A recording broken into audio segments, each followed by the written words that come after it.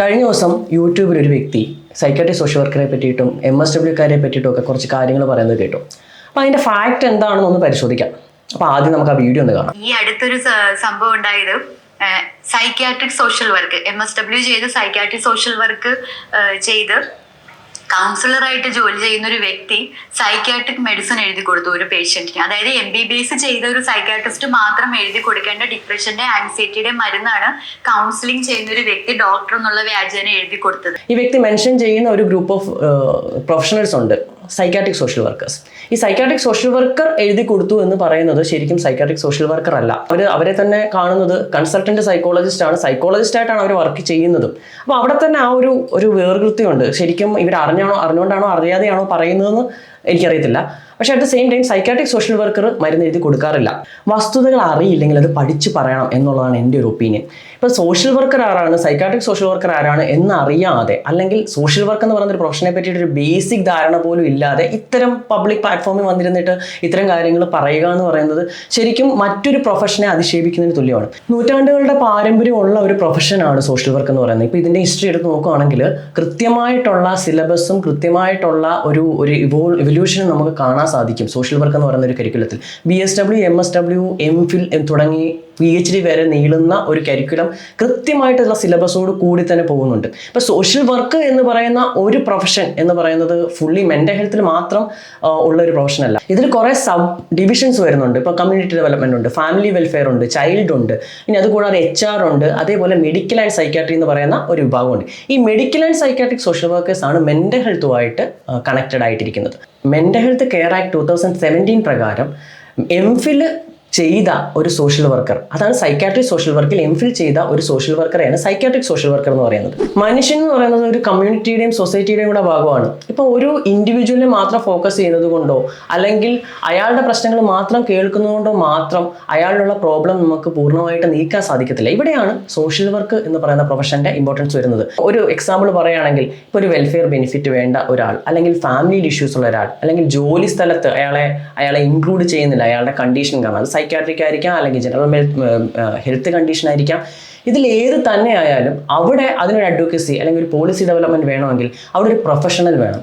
ആ ഒരു പ്രൊഫഷൻ ഇല്ല എങ്കിൽ ആരാ ജോലി ചെയ്യും എന്നുള്ളത് പ്രസക്തമാണ്. ഇവിടെയാണ് സോഷ്യൽ വർക്ക് എന്ന് പറയുന്ന ഒരു പ്രൊഫഷൻ്റെ ക്വാളിറ്റിയും ഇമ്പോർട്ടൻസും വരുന്നത്. അപ്പോൾ ഇത് മനസ്സിലാക്കാതെ ഒരാൾ നമ്മളോട് ഇതിങ്ങനെയാണ് ചെയ്യുന്നതെന്ന് പറഞ്ഞു കഴിഞ്ഞാൽ അത് അങ്ങനെയല്ല. മറ്റൊരു പ്രൊഫഷണൽ ആരാണെന്ന് മനസ്സിലാക്കുന്നത് വളരെ ഇമ്പോർട്ടൻ്റ് ആണ്. എന്തിനാണെന്ന് ചോദിച്ചു കഴിഞ്ഞാൽ, നമ്മൾ കാണുന്ന ഓരോ വ്യക്തികളുടെ ഹോളിസ്റ്റിക് ഡെവലപ്മെൻറ്റ് ഒരാൾ അത്രയും ആഗ്രഹിക്കുന്നുണ്ടെങ്കിൽ, yes, we need to include all the professionals in the treatment plan. ഇപ്പോൾ മെൻ്റൽ ഹെൽത്ത് കെയർ ആക്ട് 2017 പറഞ്ഞു. ആ ആക്ട് കൂടാതെ മറ്റൊരു ആക്ട് കൂടിയുണ്ട്, national commission for health care and allied professionals എന്ന് പറയുന്ന 2021 ഇന്ത്യൻ പാർലമെന്റ് പാസ്സാക്കിയ ഒരു ആക്ട്. അതിൽ കൃത്യമായിട്ട് സോഷ്യൽ വർക്കറെ ഗ്രൂപ്പ് ചെയ്തിട്ടുണ്ട്. സൈക്കോളജിസ്റ്റിനോടൊപ്പം തന്നെയാണ് ഗ്രൂപ്പ് ചെയ്തിരിക്കുന്നത്. അവർക്ക് തെറാപ്പി സർവീസുകൾ കൊടുക്കുക എന്നുള്ളതൊക്കെ അതിനകത്ത് പറയുന്നുണ്ട്. കൗൺസിലിംഗ് തെറാപ്പി എന്നൊക്കെ പറയുന്ന ഒരു ഗ്രൂപ്പ് ഓഫ് പ്രൊഫഷണൽസിൻ്റെ മാത്രം കുത്തകയാണെന്ന് അവകാശപ്പെടാൻ പറ്റത്തില്ല. എന്തുകൊണ്ടാണെന്ന് ചോദിച്ചു കഴിഞ്ഞാൽ, ഈ സോഷ്യൽ വർക്ക് കരിക്കുലത്തിൻ്റെ ഭാഗമായിട്ട് കൃത്യമായിട്ട് ട്രെയിനിങ് അറ്റൻഡ് ചെയ്യാതെ അവർക്ക് ആ കോഴ്സ് കംപ്ലീറ്റ് ചെയ്യാൻ പറ്റത്തില്ല. പക്ഷേ സ്റ്റിൽ ഞാൻ പറയുന്നു, അഡ്വാൻസ് ട്രെയിനിങ് ഇല്ലാതെ ഒരു MSW സ്റ്റുഡൻറ്റിനോ അല്ലെങ്കിൽ ഒരു MSW പ്രൊഫഷണലിനോ അല്ലെങ്കിൽ ഒരു സൈക്കാട്രിക് സോഷ്യൽ വർക്കറിനോ കൃത്യമായിട്ട് അടുത്ത ഒരു ലെവലിലേക്ക് എത്താൻ പറ്റത്തില്ല. അത് സൈക്കോളജി പഠിച്ചാലും അങ്ങനെ തന്നെയാണ്. ഇപ്പോൾ ജസ്റ്റ് ഒരു MSc സൈക്കോളജി മാത്രമുള്ള ഒരാൾക്ക് സൈക്കോളജിക്കൽ കൗൺസിലിംഗ് കൊടുക്കാൻ പറ്റത്തില്ല.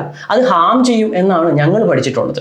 അപ്പോൾ കൃത്യമായിട്ട് പറയുകയാണ്, ഇവിടെ ഒരിക്കലും ഒരു പ്രൊഫഷനെയും ഡിസ്റെസ്പെക്റ്റ് ചെയ്യാനോ ഡിസ്ക്രിമിനേഷൻ കാണിക്കാനോ ഒന്നും വേണ്ടിയല്ല ഞാൻ ഈ വീഡിയോ ചെയ്യുന്നത്. വസ്തുതകൾ മനസ്സിലാക്കാൻ വേണ്ടി മാത്രമാണ് ഈ ഒരു വീഡിയോ ചെയ്യുന്നത്. അഗെയിൻ ഞാൻ ഒരു കാര്യം ഊന്നി പറയുകയാണ്, ഏത് പ്രൊഫഷനിലായാലും കൃത്യമായ ട്രെയിനിങ് ആൻഡ് സൂപ്പർവിഷൻ വളരെ ഇമ്പോർട്ടൻ്റ് ആണ്.